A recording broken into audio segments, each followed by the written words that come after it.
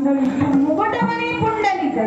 अहो 33 कोटी देवांनी ज्या जगदंबेचा उदो उदो उदो उदो केला, तिचा उदो उदो म्हणून आपण करतो. आणि आपण करायचा का? आपल्या पूर्वजांनी ती आपल्याला परंपरा घालून दिलेली आहे. म्हणून दरवर्षी थाटामाटात त्या जगदंबेचा सोहळा आपण साजरी करायचा. पण सोहळा संपल्यावर वर्षभर मंदिराकडे फिरकायचं नाही.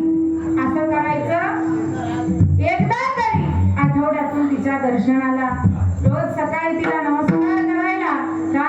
ती कुलस्वामिनी, आणि जो कुलस्वामिनीला विसरतो त्याच्या कुळाचा सत्यानाश होतो. मी नाही म्हणत, नाथ बाबांसारखे सुद्धा कुलस्वामिनीला विसरलेले नाही. म्हणून त्या जगदंबेला कधी विसरायचं नाही. ज्याप्रमाणे अभंग सोडवता आला त्याप्रमाणे सोडवण्याचा प्रयत्न केलेला आहे अल्पशा वेळामध्ये. कारण हे संतांचे अभंग एवढे सुंदर आहेत की आमच्यासारखे माझं पामर आहे काय पण पायीची वाहन पायी बरी. हे कितीही अभ्यास असला तरी महाराज मायबापासारखं बोलणं लेकराला शक्य होत नाही. आपुलिया बळे नाही मी बोलत सखा भगवंत साळुंकी मंजूळ बोलत सेवाणी शिकविता धनी वेगळा. म्हणून अहंकार करता कामा नये. जीवनामध्ये तुमच्याकडे काही असेल पण जर तुमच्या पाठीमाग ग लागला तर त्याचा काय होतो? सत्यानाश. काय नाही लागत. पैसा येणं सोपं आहे, तो टिकवणं.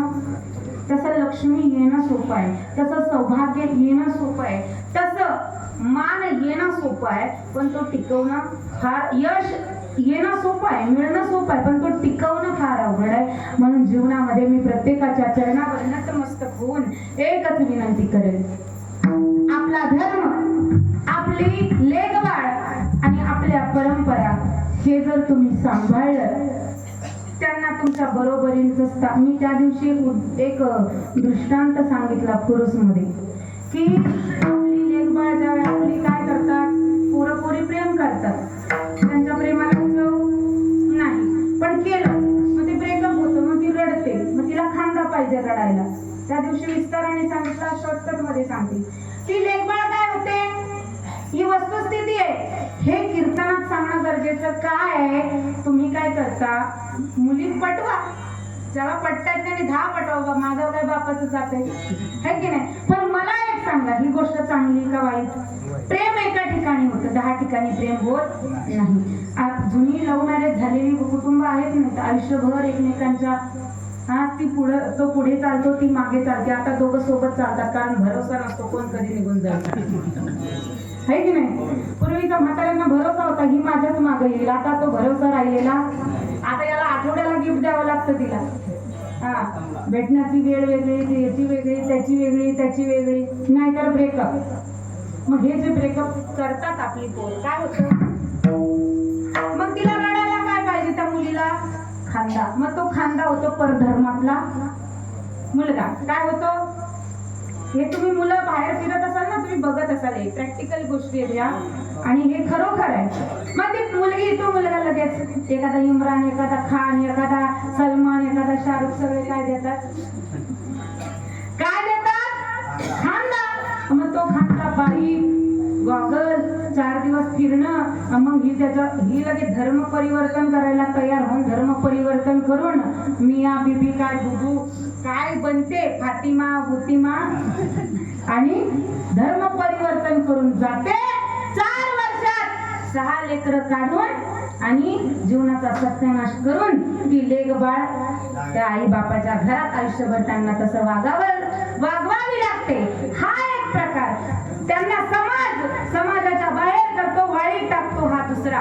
आणि आयुष्यभर कमावलेला बापाने इज्जत असती कमावलेली, आईने कमावलेली असती, ती एकदा गेली की ती परत येत नाही. म्हणून काय सांभाळायचं? इज्जत. ती इज्जत आहे आपल्या लेकीबाळी, आणि ह्या लेकीबाळींवर संस्कार करताना एकदम मोठा झाल्यावर तिला मारत बसण्यात काही अर्थ नाही. ज्या वेळेला लेक पावलं टाकायला लागते त्यावेळेला तिच्या हातामध्ये काठी द्या, ती लाठी काठी तिला शिकू द्या, तिच्या हातामध्ये तलवार द्या, तिला शिकू द्या, तिला कराटीला घाला, तिला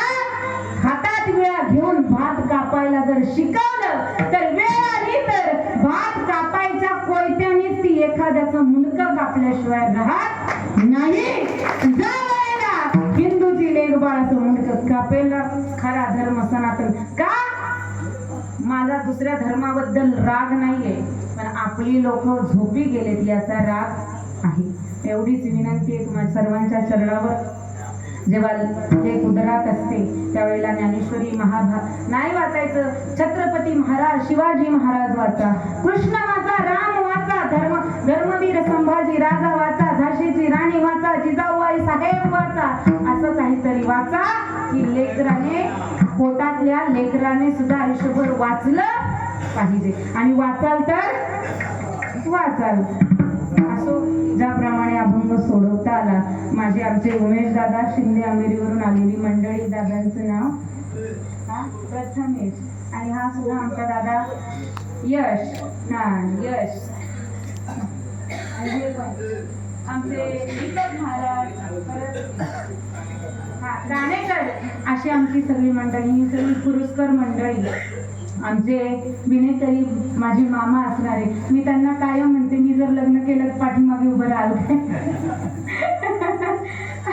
आणि माझे पिता असणारे जनिताच विनेताच यस्तु विद्या प्रयश्चती अन्नदाता भेदराता पंचायती पितरम स्मृतः.